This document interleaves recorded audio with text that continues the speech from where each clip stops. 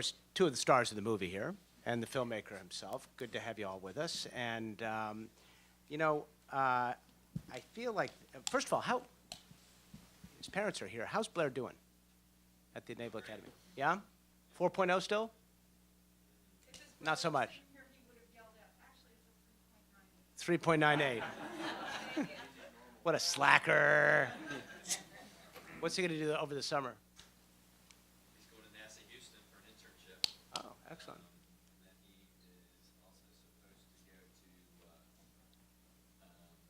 is also supposed to go to DOD school,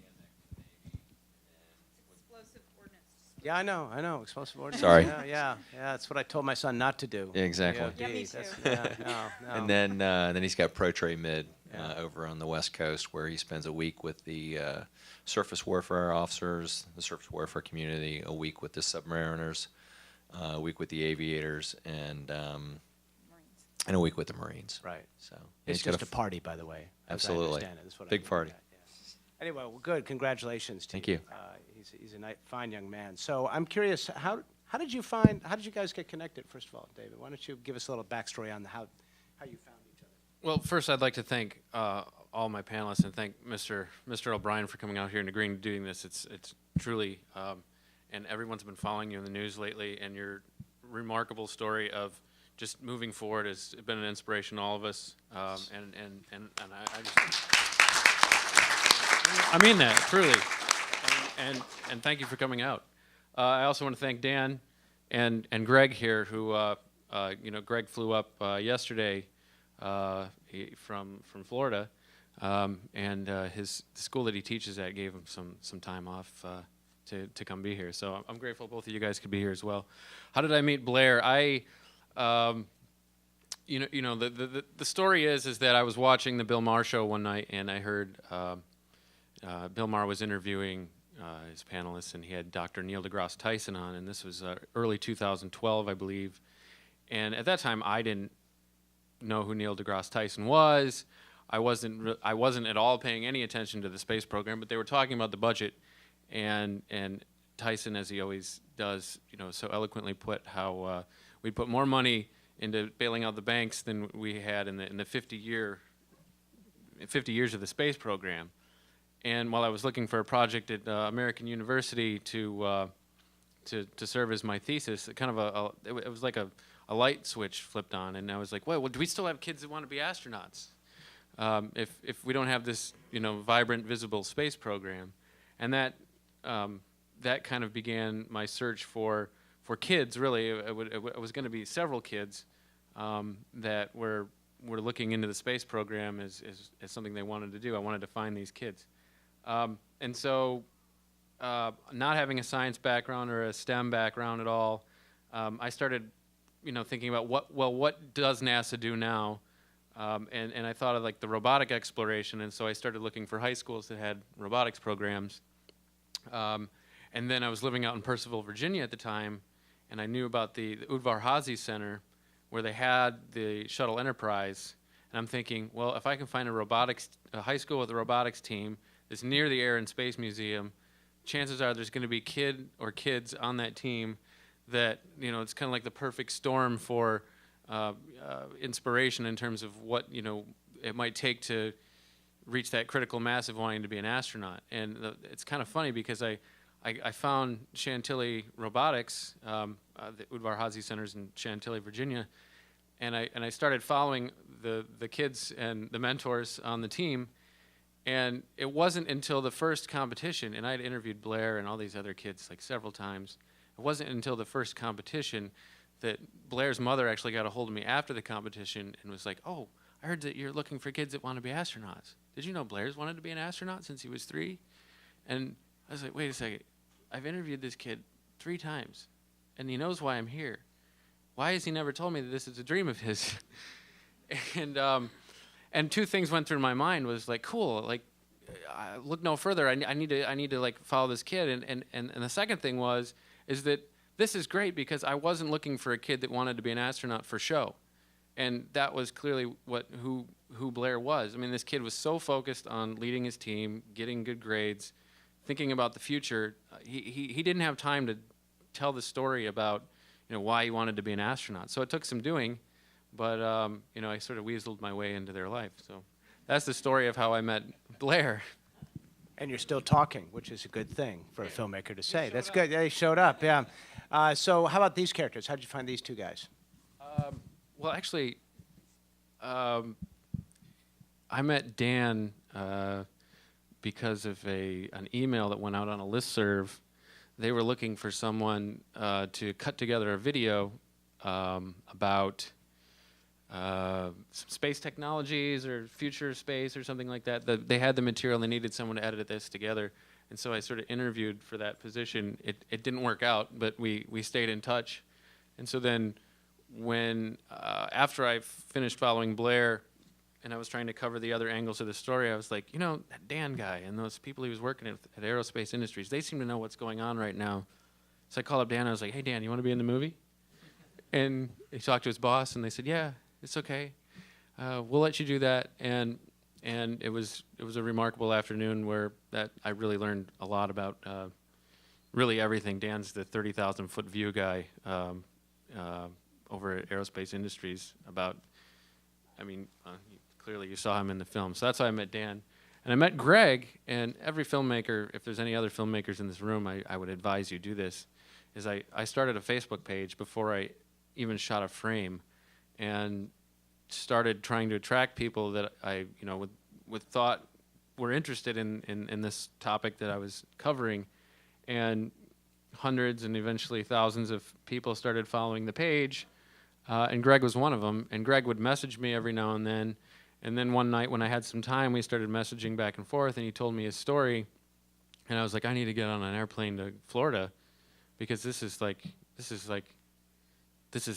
guy. This is the everyman who worked who sweated and went to work every day to make sure that these birds were flying, and could no longer go to work to do that anymore.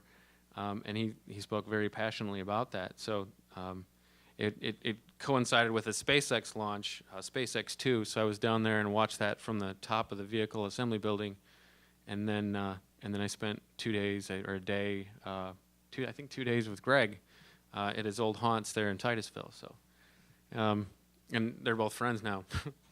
So we're still talking too. So you had pitchers of beer at Shuttles, right? Say that again? Pitchers of beer at Shuttles on Merritt Island, yeah. Shuttles yeah. is, unfortunately, Shuttles is shut down, I but know, it I is know. now reopening under new management. Oh, It good. should be open this month. Brand new owner and everything. It's called Dragons now or something No, he's like going that? to call it Shuttles again. And Oh, it's gonna really? still Good. be a Just old space time theme. take. All right, Yes. great. All right, so as long as you're talking, Greg, you've now made a transition from glue and tiles on Discovery, Yes. cool job, Called a lick and to stick. being a middle school teacher, even cooler job in some respects. What's that? What can you bring from space to the classroom, and what do kids these days know about space? Kids' knowledge is very slim about space, and unfortunately, the part of that's fault the public education system. I worked at Hillsborough County Public Schools when I started out my teaching career, and when it came time to do the space curriculum for the 8th graders, we had a workshop for all the science teachers. And now I live in the Clearwater area now, Tampa Bay area, and we met, the instructor got up to teach the science teachers about space, to do this workshop, and the very first thing she said was, I absolutely hate teaching space. No but, no nothing, just that was it. And all the other middle school teachers What were, did she like to teach, just out of curiosity? Huh? What did she prefer to teach? I have no idea. But Periodic table or something, unfortunately, probably? she, the rest of the science instructors there are just nodding their head up and down in agreement. And I'm like, yeah, step aside, I'll teach, but no, that was her class to do, her workshop.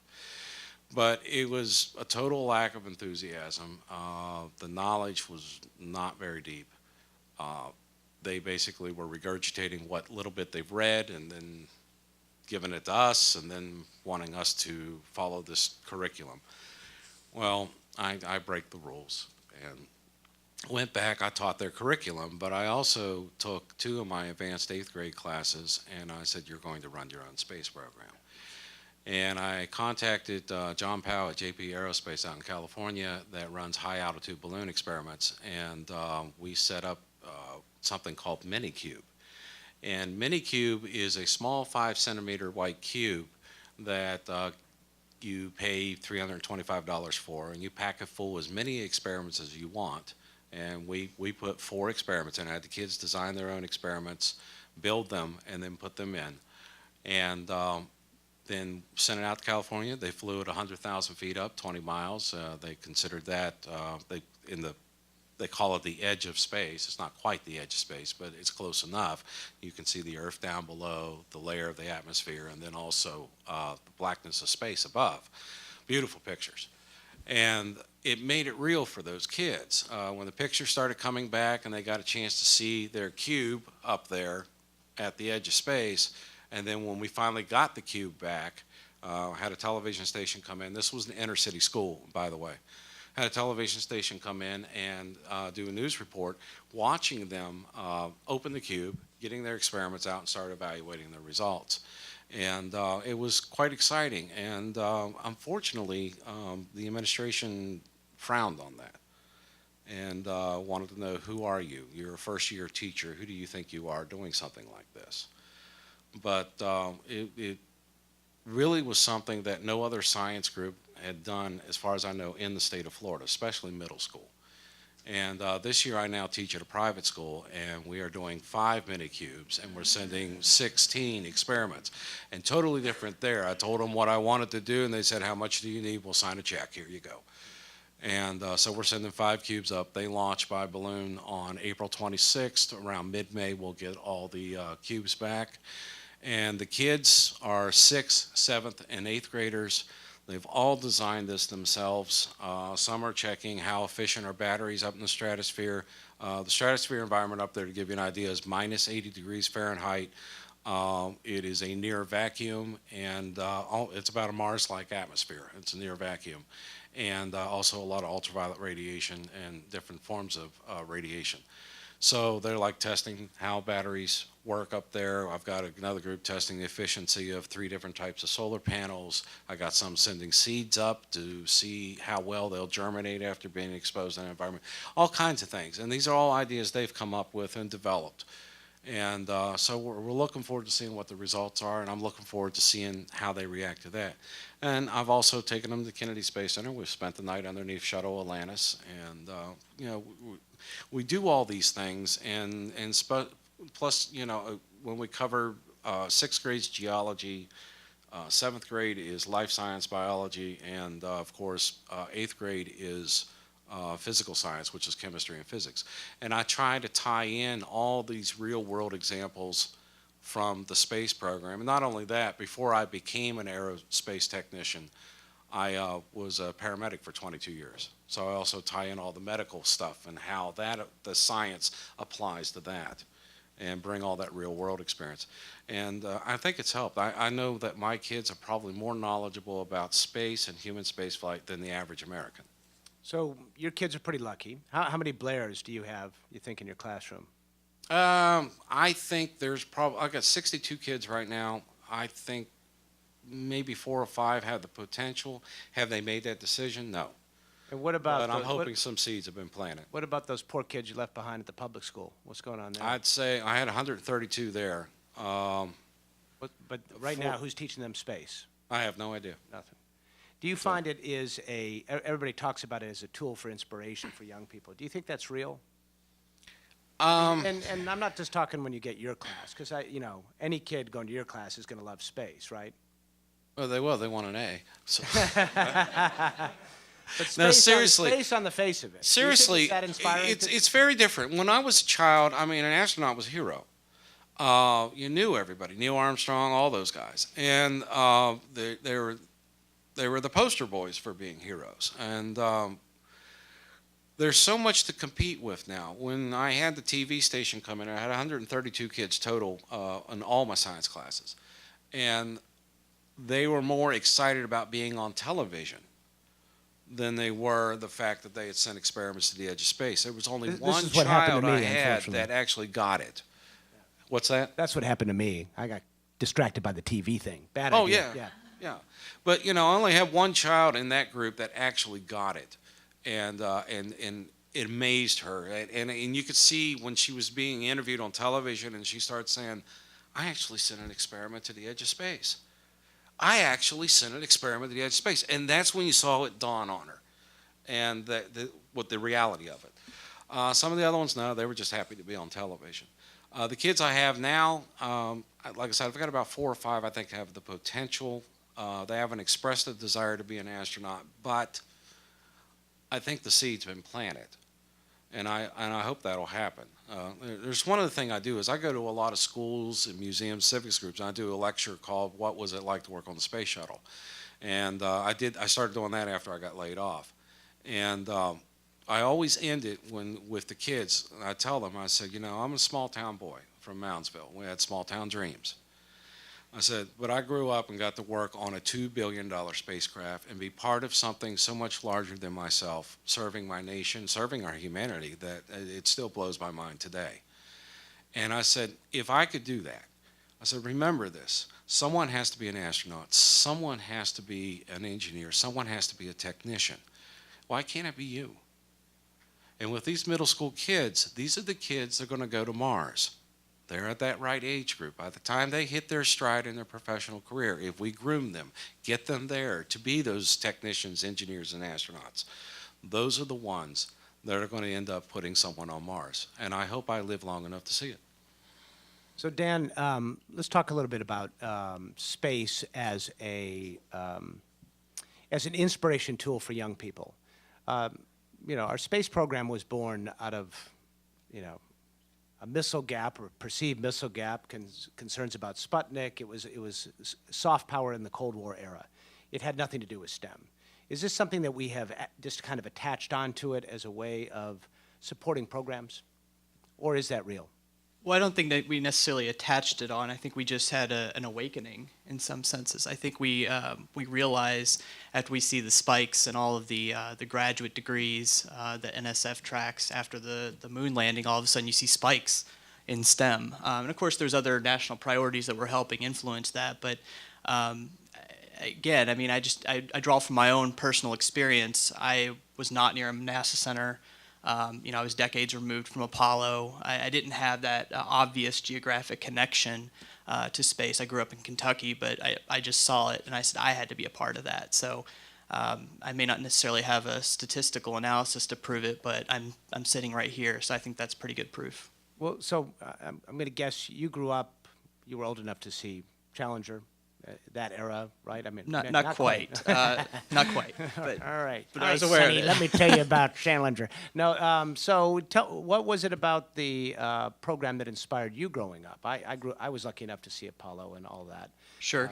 What was it? I think it was just the shuttle itself, just seeing launches, seeing these missions happen, watching the assembly of the International Space Station. I think sometimes we tend to look back on Apollo and act like that's like the golden era, but I actually think I was inspired by the assembly of the station and seeing them construct this amazing vehicle. I think that was just as powerful, and I think the previous NASA administrators made the point that one of the most powerful attractions for STEM is just having a big, high-profile program and making progress on it. And so if you want to attract STEM talent, do something that's worthy of their talents and ambitions.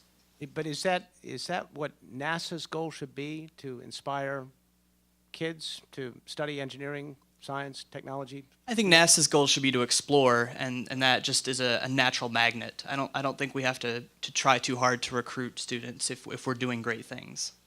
Now, you think these kids, will Blair go to Mars? Do you think? I do. Give me a date. What do you think? I know Blair wants to know for sure. That's tough. Well, yeah.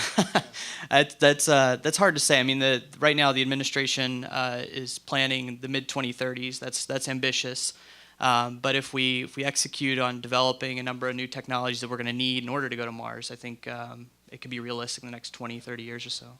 And by the way, if you have any questions, just start raising your hand. Artemis. How are you, Artemis? Why don't you... she's never bashful, that Artemis. No, I'm never bashful. Could you also tell us who you are? Yeah, I'm Artemis Westenberg. I'm the president of Explore Mars. I'm also a trained historian and a trained Islamist, which means that I have done studies at the University of Leiden in language of Arabic, but also read the Quran and all the relevant other papers. Just out of curiosity, I did that, by the way. I'm not a Muslim, I'm a Jew. But the thing is, what I was wondering, and I hadn't really thought about that until you started to say it again, STEM, STEM, STEM, and all these engineers and technicians, and they are going to go to Mars. And I thought, by Jove, that's going to be a really strange society. No linguists, no artists, no any other field, but just the engineers. And I'm not saying the tinkerers, because although I'm a linguist, I'm also a tinkerer. Always take everything apart and then put it together again. That has nothing to do with my formal education. But I thought, do we really want to get only engineers to Mars? May I answer that? Please do. Have you heard of the astronaut Dr. Story Musgrave? He has been up on the shuttle about 6 times. We call him the Renaissance Man. Dr. Story Musgrave is a physician, neurobiologist. Okay. Well, he is the extreme exception. He has 6 or 7 degrees in various different fields, from neurobiology to art. But most astronauts I've met are, a lot of them are classical musicians. A lot of them have different hobbies and stuff that are totally outside of what engineering or what you would expect an astronaut to be. I think that they would be taking it's not just engineers that would go, but they're taking all their sum of life experiences, which are much, much more than what you would expect an engineer to have. We all live life and have our hobbies and education in other areas too, besides just engineering or technician or something like that. The same goes Right. anyone in what they call the alpha studies. You have much more experience than just your linguistic degree. Right, you are the greater than the sum of your parts, and I think that is when they take all their life experiences, you're literally taking humans with well-rounded experiences and backgrounds and from different cultures, nationalities, and stuff like that. Especially on Mars trip, it's going to be international, so you're going to be taking representatives from each country and that culture and their cultures, and it'll be more than just numbers and knowing how to fly a spacecraft. I think you need to send filmmakers. I think you need to send filmmakers. I think you need to. I mean, if you look at all the early explorers, there was always. I mean, the Jesuits. I mean, you look at you have people there that go and tell the story of going, and I've never aspired to be an astronaut, but. My good friend and mentor Bill Gentile is here. He teaches a backpack documentary class, and you should all take it. Little plug here. But he should, or someone that he's taught should be teaching this darn course on Mars at some point to tell the stories that take place as a result of these things. I think the reason you see the technicians is because it's still a technical feat to do these things. But you certainly can't push aside the other disciplines, the humanities, these other aspects. These things need to be happening in tandem, but I can certainly understand why, certainly at the technological level where we're at, why it is more of a technical challenge than, say, an artistic one. But I definitely think that the conversation needs to be had that this particular, these individuals need to be a part of that whole process. I would hope. One of the other things I just wanted to mention too is that Virgin Galactic is doing some really exciting work. They have well over 500 deposits for their flights, and that's a number of different people coming from a number of different backgrounds, certainly not engineers, technicians, but I think that'll be a great opportunity to allow a whole new subset of people to be in space for the first time and bring back that experience, so it's not just the engineers, the scientists. Right. That's true, Okay. but All right, it's a Artemis. great first step. Yeah, It's a great first You step. got a few more days, so we'll. Well, we got others. That, let me just. As long as you mention Virgin Galactic, I do want to ask the filmmaker about this. Conspicuous for its omission is any mention of the commercial space sector, which is, frankly, a very exciting thing. And the movies, it has the sense of it's got a funereal aspect for the space program. And to some extent, I think you might have bought into some political talking points about where NASA is headed and so forth, overlooking some exciting aspects of this. Was that purposeful, or was that just you needed to finish your thesis? Well, first off, it's a great question. Elon Musk can go on TV any day of the week and advocate for his space company, and the public space program it's not really in their mission right up to advocate for itself. It responds to political will. It responds to leadership at the top, giving them a direction and telling them where to go. And I'd like to think that starts from the bottom. So while and I don't discount any activity, commercial activity happening in space. I think all of it's good, and I think all of it needs to be done. But primarily, my concern was, and one of the reasons that I want to have these panels after these screenings, is because these other aspects of space exploration need to be discussed. But I think that there needs to be a distinction drawn between what I think a commercial enterprise is now and what the public space program is now and what those are in the future. You see the commercial enterprise doing amazing things, SpaceX, Orbital Sciences just being two of them. They're able to do those things because of the groundwork that was laid by the public space program. And if we want to say, like, let's leave it at that, great job, NASA, thank you, we're going to move on now, that we're forgetting that I don't know of anyone that is going to expect to remain on the New York Stock Exchange or even a profitable business that's going to go to Mars to do science because it makes business sense, or go to Europa because it makes good business sense to do science there. The public space program has to lead the way, I think, because the public space program can fail and get up and try again. So while that discussion isn't had necessarily in the film itself, that wasn't to directly discount or ignore the efforts of the commercial space programs. But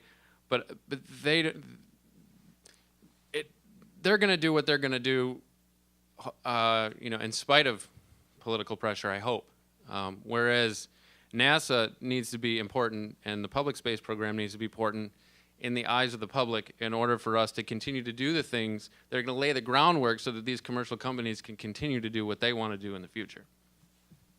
All right, we have a question in the back there. Go ahead. Hi, good evening. My name is Kim Terrell, and I am a NASA STEM pipeline. NASA funded a good portion of my computer engineering degree, undergrad, and my master's degree from the International Space University.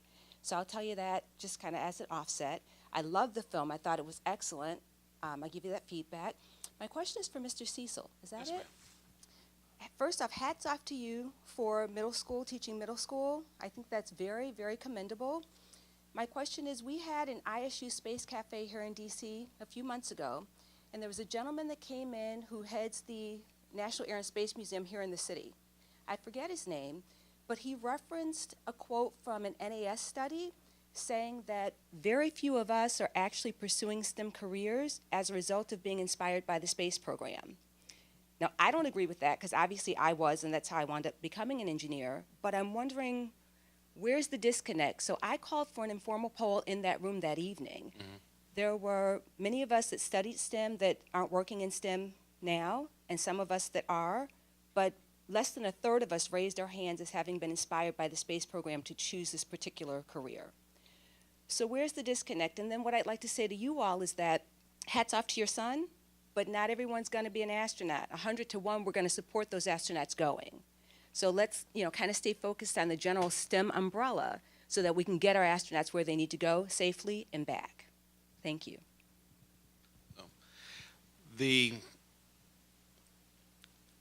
Going into the school program, I don't want to get political or anything like that, so I'll stay away from that. Going in as, when I went in, I was 48 and started teaching. I learned things about the public school system and about our education system as a father and as a taxpayer that seriously outrages me. Some areas that money is being wasted, some areas that money is not being, that enough is being paid into it. The fact that, at least where I was at, the schools are crammed so full of kids. I've never seen schools that have over 1,000 kids in them. Now, maybe that's common up here. Down there, I'd never seen anything like any schools that I attended as a child. I think the largest was my high school, had 350 kids. And it's easy for kids to get lost. It's easy for teachers to get overwhelmed. You also run into trying to catch these kids early enough in the school program to make sure that they have a good foundation for reading and writing, critical thinking, and things like that. In fact, when I started, my first assignment was high school, and I said, I'm not going to make a difference here. I'm going down to middle school. And I think I'm doing a little better in middle school with some of these kids, and catching them and teaching them how reading and writing is very important within the STEM program. You have to be able to communicate your results, things like that. It's tough. I mean, they have so much, a lot of the kids don't have parental support. The public schools, when I taught, I had 132 kids. Parent-teacher night, I had 9 parents show up. At least at the private school where I'm at right now, I got 62 kids, and we have to extend our parent-teacher night to 2 nights because we have so many parents that show up and are involved. And it makes a difference. And, but, you know, kids are kids. I mean, you know, when you're going to study science, and they say, oh, this is hard. You know, what do you mean I got to do math with science? Well, yes, mathematics is the language of science. You know, that's hard. I should do math in math class only. And it's funny because they want to separate each of them and don't realize they're all intertwined and they work together. The reading, the writing, the science, the mathematics, all that works together. And it's been frustrating. I've been trying to find a way to show them how to gel things and to inspire them and to get them to work on their own, to want to learn. And I think probably that's what it really sums down to, is trying to get them to want to learn. Most people that end up in a STEM career that I have met personally are lifelong learners. It's not just astronauts. It's the engineers, it's the scientists, even technicians and stuff that want to do you know, work in the STEM field. They're all lifelong learners. They all want to continue to learn more, and not necessarily in that particular field, but they expand and cast a pretty wide net of learning different things.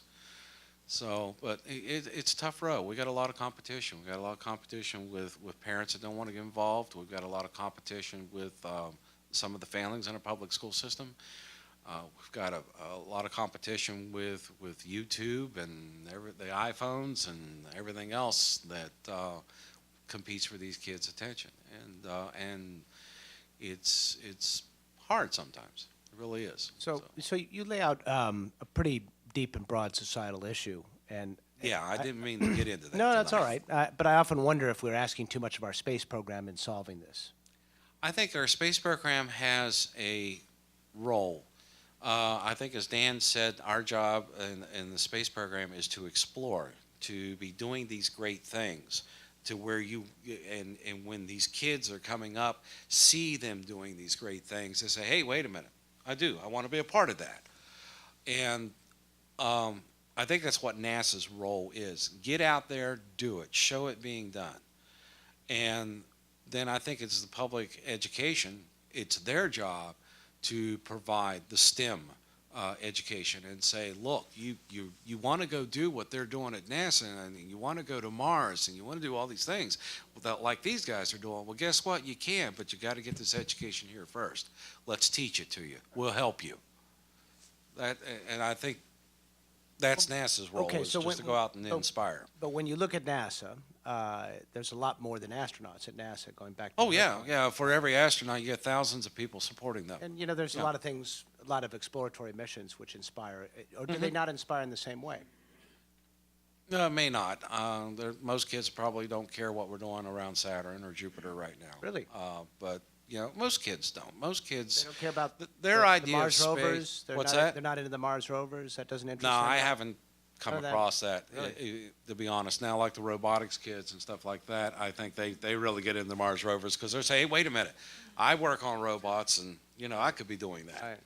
Right. Seems like that'd be an easy connection between the robot You would classes think and so, but the I've robots learned that a go to lot. It's been a space. steep learning curve for me the last 2 years. I've only been teaching 2 years, and it really has been a steep learning curve. It's figuring out what inspires these kids, what motivates them, and I'm still trying to figure that out. And but we're getting there. Dan, going to that point of, you better get the microphone in front of you. Do you think that when you talk to people in the public, you just go to a cocktail party, do people have the perception NASA's kind of out of business? Unfortunately, I think that is the perception. You want this one? No? Here. Take that one. There you go. Down to one microphone. That's right. I do think that's unfortunately the perception, and that's actually one of the reasons why I reached out to David in our video project, is I really wanted to tell the story and to really make sure that that people are more aware, because it really comes down to a matter of just not being exposed to it. I think that's a totally fair assessment. Even the microphone is discouraged. Why do you think that is? I mean, there's a lot going on at NASA. There's a lot of interesting things. There is.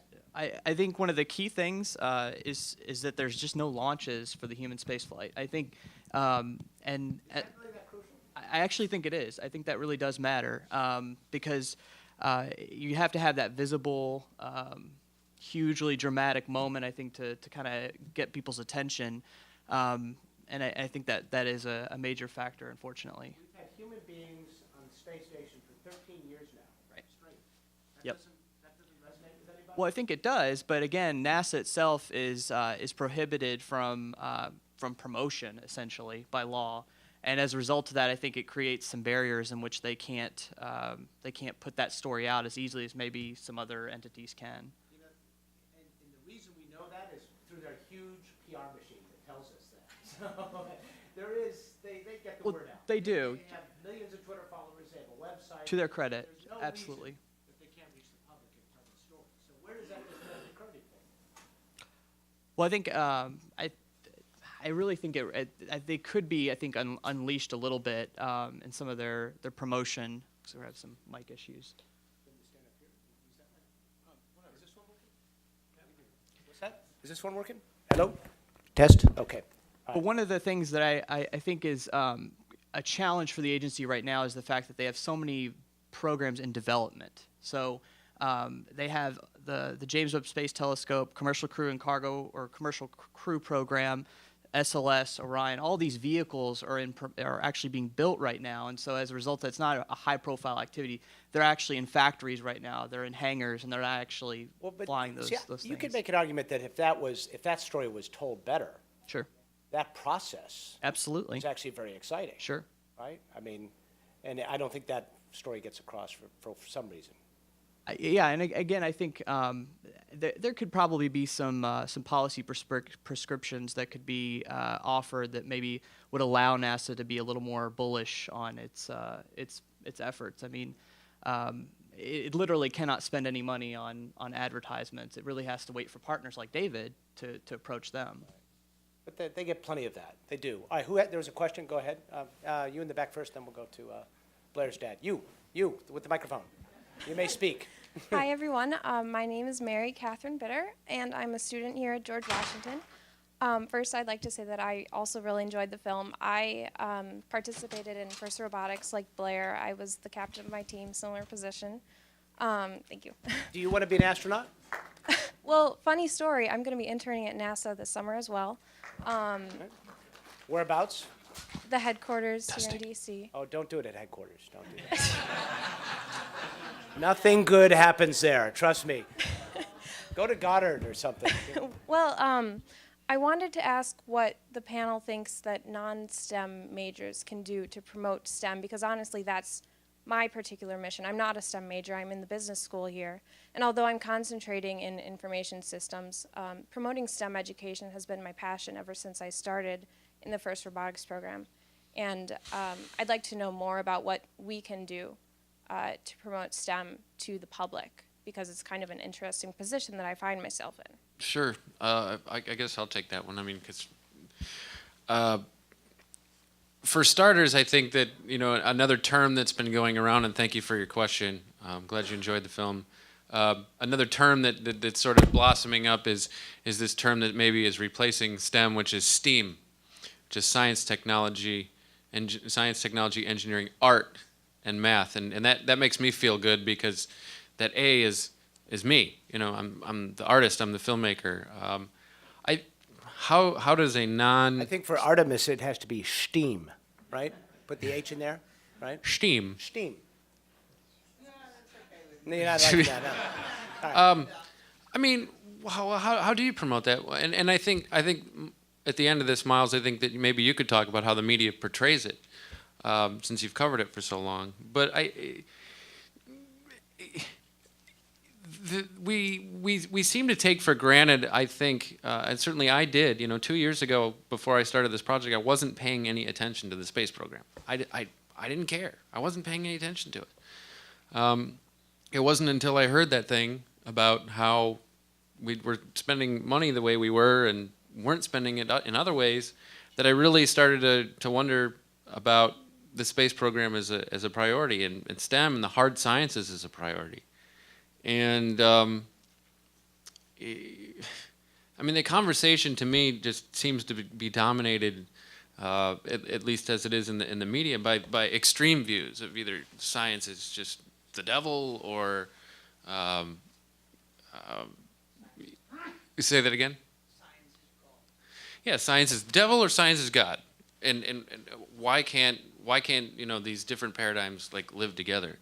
So I think at a basic level, it's just having conversations with people. I mean, if you're aware of the benefits of STEM, then by all means find ways to have conversations with people that you know about that. You know, take your friends to the Air and Space Museum and do that a few times and learn about the exhibits, and pretty soon you'll be like, you know, Greg or somebody like that, who's, you know, explaining the exhibits to people. I think it's just participating in that conversation, or doing what my great friend Rich does, which is blog about these things. He's got 20,000 followers and growing on his blog, creating original content and sharing other people's content. So I think that there's many ways that you can advocate for STEM, talk about how STEM plays a role in everyday life. You know, when somebody's using their cell phone, you know, we can thank NASA and the hard sciences for the fact that this doesn't cost us $100,000 to use this. I mean, they create a demand for lightweight technologies like these things. So learn about what STEM has done for you in your daily life, and don't be afraid to, you know, find quirky, funny ways or fun ways to just sort of interject that into a conversation. That's my personal experience. Or make a movie, I guess. You know. Okay, go ahead, Glenn. How long are we going, by the way? Okay, go ahead, Glenn. You're going to work at NASA. Surprise, you're an expert, whether you want to be or not. Everybody that you know who has never worked at NASA is going to decide that since you are there, that you know it all.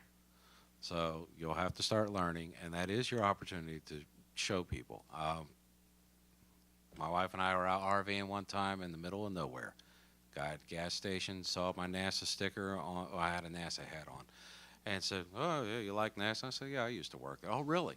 Spent the next 10 minutes going and showing pictures on my iPhone and talking about it, and he couldn't wait to get home to tell his son that he met someone that worked at NASA, because the chances were in that remote area they would never, ever run into anybody who worked at NASA.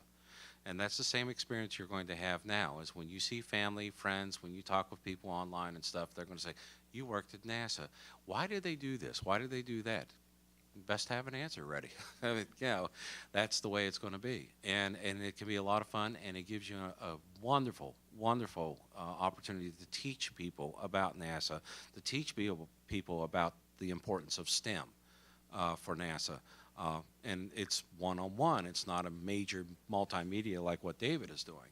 But, you know, you'll do it one person at a time. So you're going to have a fun journey with that. Okay, Blair's dad. Well, I was just going back to the question and the discussion about, why isn't NASA today catching the America's attention and that message and what they're doing resonating? I think it's also goes back to the role of some of those non-engineers and things like that. People who can take, what they're doing and spin it and portray it and communicate it to the general public and add the drama to it so that it resonates with people. Just like in the movie Apollo 13, they're up there, they're doing their, they're doing their broadcast to the world, and it's like, oh, well, we cut that segment because nobody was watching it or anything. But as soon as all of a sudden, oh my God, they might not get back, there's this big drama. There's media trucks on our front yard, everything.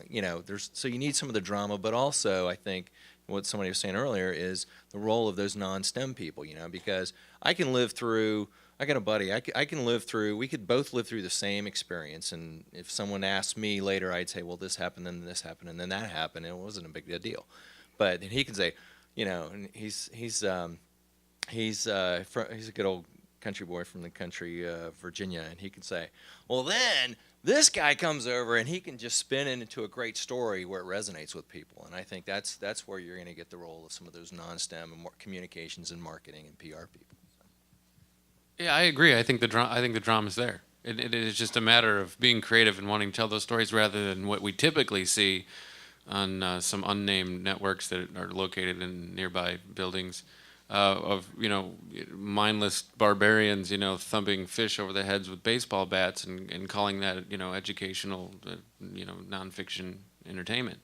I think there's plenty. I missed that one. Was that a good one?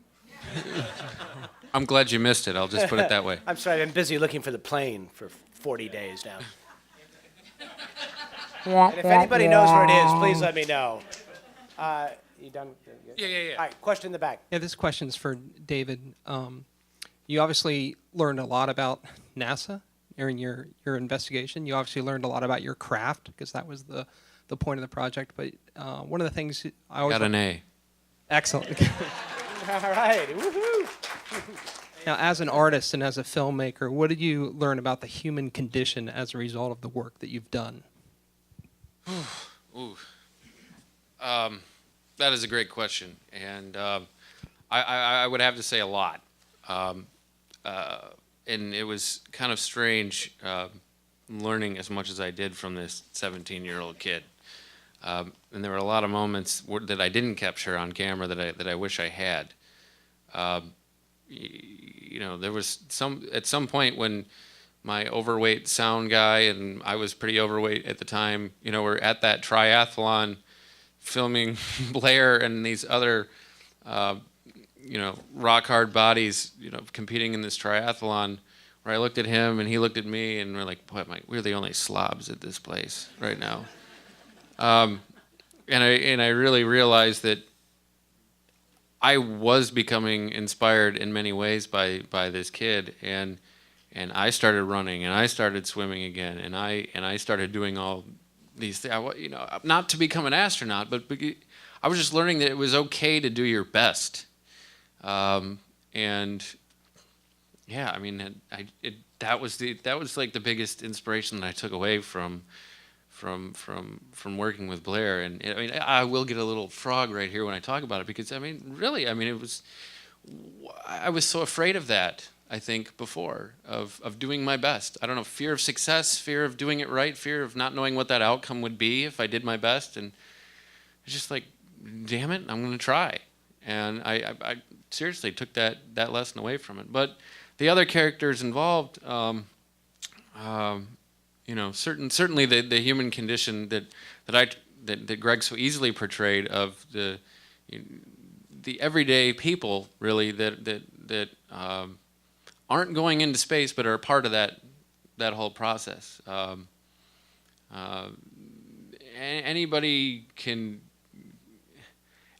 love space and be involved in space or whatever, but I don't know. I just feel like all these characteristics were what I thought our country was supposed to be about, which was doing that which is difficult and doing it to the best of our ability. And I just apply that now in my own personal life, or at least I try. Okay, about 5 minutes left. One more question, maybe two. My name is Ken Brandt. I'm from the Robinson Planetarium in Lumberton, North Carolina.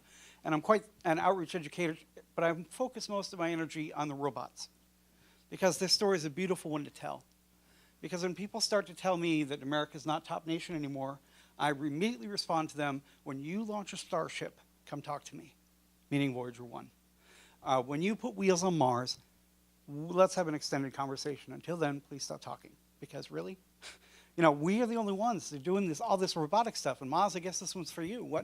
How can we better tell that story, that part of NASA? Because the human part is exciting, of course, but the robots are doing stuff today.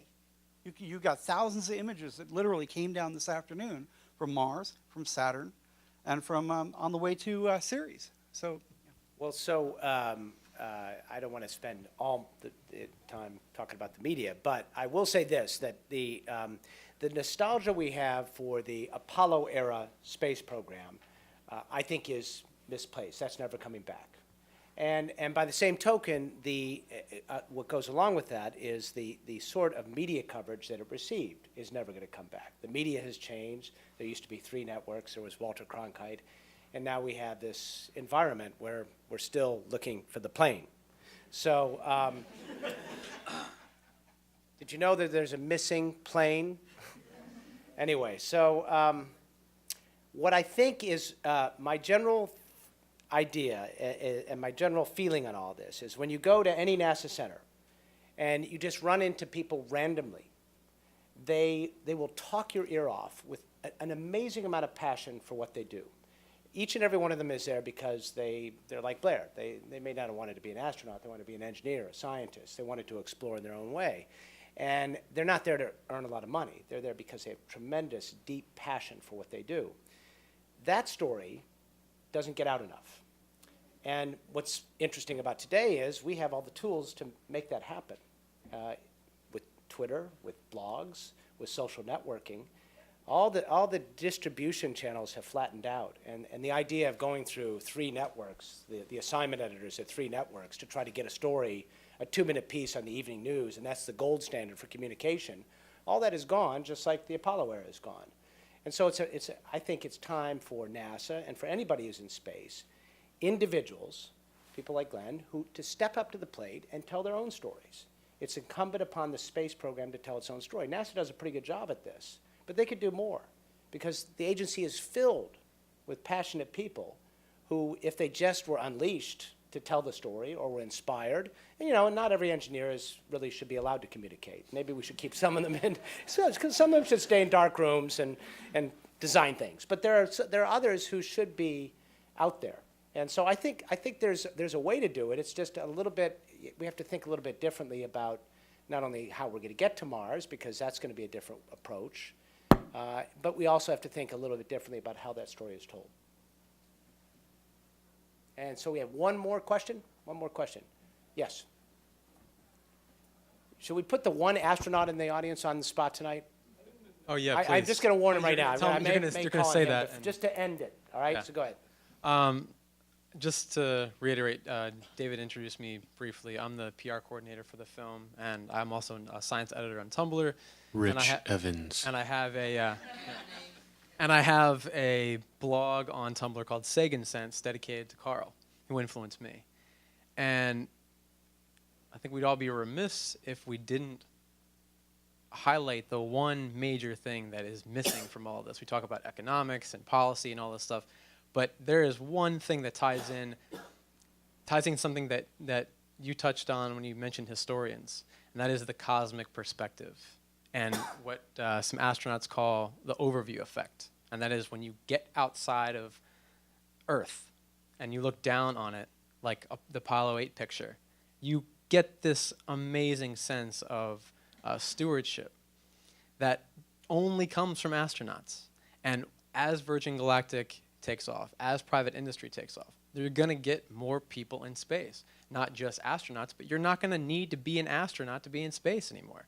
You're going to be able to have that access, and more people are going to be infused with that cosmic perspective, and they're going to have a sense of ownership and stewardship for our planet. And it's going to be very hard to take a lot of politicians seriously anymore when we realize the one major thing that Carl Sagan said is that The one major thing? I'm sorry. He said billions and billions No, of no, things. actually, Johnny Carson said billions and billions. Carl Sagan did not say I billions know. and billions. Correction. Just like the Tang correction. A civilization either becomes spacefaring or extinct. That is the point. So beyond all the glitz and glamour of robotics and spacecraft and everything like that, we need to do the one thing that the one major goal, the common thread that interloops all of the private industry, and that is to back up the biosphere. We don't have that right now. Space is exciting, space is dangerous, but we need to get off this planet. We're overdue. We are, as Neil deGrasse Tyson put it, we're living in a cosmic shooting gallery. We don't live in the old 1970, 1980 solar system model where there's just the asteroid belt. We are very lucky that we're here right now. And all of this film, that's why I'm part of this project. I truly believe in all this. And I have a 7-year-old son. Like, I encourage him to do this all the time and to think. And not to teach him what to think, but how to think. And that is what's missing in our society. That's what's missing in our media. That's what's missing in our politicians, is teaching kids how to think. And I was going to leave with another Carl Sagan quote, but I want to get to this astronaut. So I just wanted to say thank you for participating and being here and everything. And this, personally for me, this means a lot. I'm one of the third links if you search like Carl Sagan on Tumblr, and that's truly, truly humbling for me because he inspired me, and this man has passed. So thank you again for being here. All right, so Thanks, Rich. if he doesn't mind, Ken Ham is in the audience, shuttle commander, and now at the U.S. Naval Academy, and has the ability really to make it possible for Blair to go to space, or not, because he's in charge of it. So it's your opportunity to suck up to Ken now if you want and make that all happen. But Ken, I'm just curious, as you watch that movie, two things. First of all, to what extent do you see a little bit of yourself there? And secondly, to what extent at the Naval Academy today, is it the same or different? How many Blairs are there now? You gave me a lot of latitude there, and I could Yeah. talk all night about this subject. And by the way, I'm the chairman of your son's aerospace department. I wasn't kidding. I was. And before I go too far, Greg, thanks for putting licking and sticking tiles on Discovery. She kept me alive. We're glad to let you borrow it once in a while to fly. No, he hung Atlantis in that awesome display. You did tile work on Discovery, right? I did all three shuttles. All three of them. Thank you. Discovery is my first and favorite, and in fact today we went out and I got to see her for the first time since 2009 when I was laid off. And but I've worked on all three, and so it's a wonderful privilege. I was lucky enough to be at the opening day of the Atlantis exhibit. Fine job with that. Made me cry. It's Greg a real cried shame. too. Greg cried too. That's right, in the movie. Twice when I took my kids there, I cried again. I got these little 8th graders. We were worried today with the Discovery exhibit if we needed to stop at get some tissues beforehand, but Right. he did all right. He did all right. To try to pick apart your question, Miles, and it was a little bit long, I basically walked in your son's footsteps. I wanted to be an aviator when I was a little kid, went to the Naval Academy to be an aviator, became a test pilot, went to NASA, flew spaceships, and now I'm back at the Naval Academy trying to till some of that back under to help people like your son. I think percentage-wise, I would say I'm also the senior aviator there, so I touch all of the aviators that come out of the Naval Academy. By the way, if you didn't know, the Naval Academy graduates more aviators than anything else. Little known fact. I would say, ballpark, 50%. If you were to ask the entire brigade of midshipmen who wants to be an astronaut, 50%. That's a lot bigger than the numbers that you're seeing there, but then you got to understand the concentration of individuals and what they really want to do with their lives. I was a midshipman when Challenger happened, and that profoundly affected my life. I decided that was something I really wanted to go after and go fly those machines. Sir, what was your name, by the way?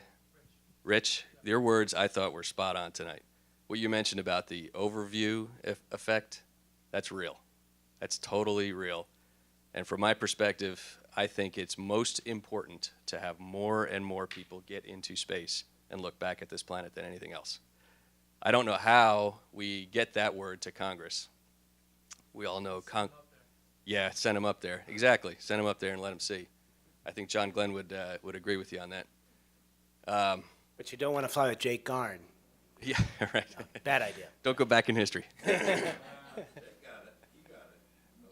you did? Yeah, well, I thought he had a little problem with his stomach, but that's what I was referring to. Some astronauts do too. I think most people here understand that NASA serves at the direction of Congress. And I think we've all probably also observed that Congress has more or less become fairly dysfunctional in the last, let's call it 5 years or more.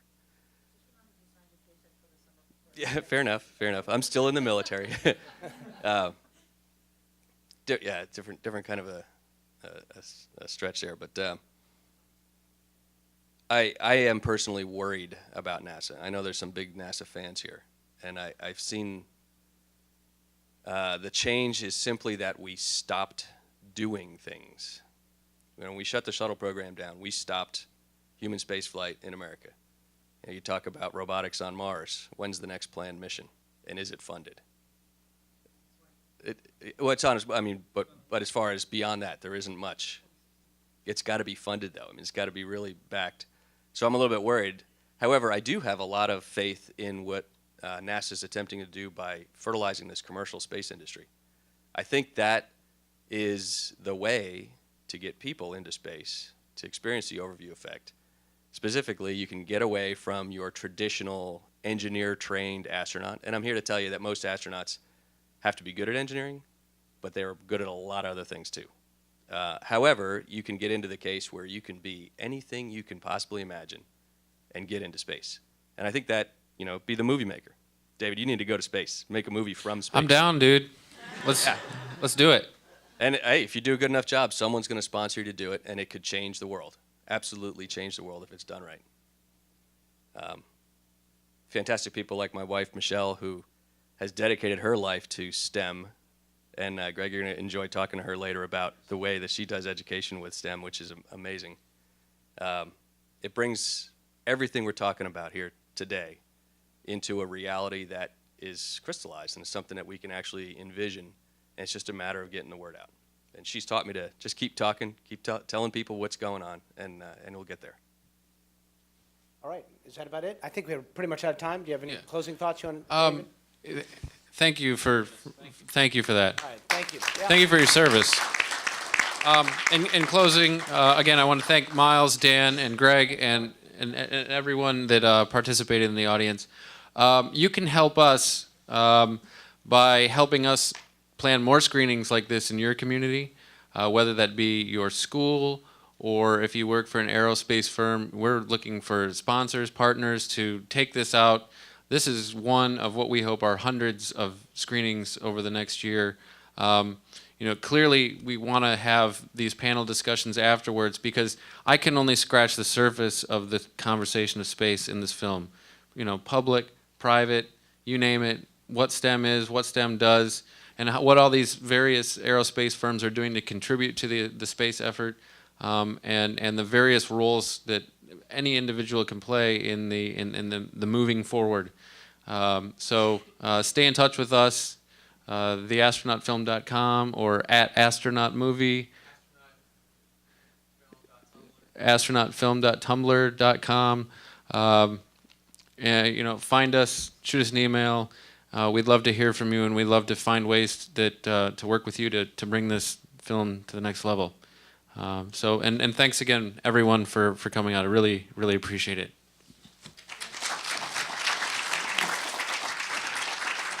Thank you, gentlemen, for a really inspiring conversation. Thank you all for coming. I hope you'll all be at the Humans to Mars Summit tomorrow and for the next 3 days. Really spectacular programming. We're talking about going to Congress as well. On Friday, we're also sending a group to the Hill as well, so I hope you'll join us. And David, spectacular job. I think your movie will help Blair achieve his goal, so thank you very much.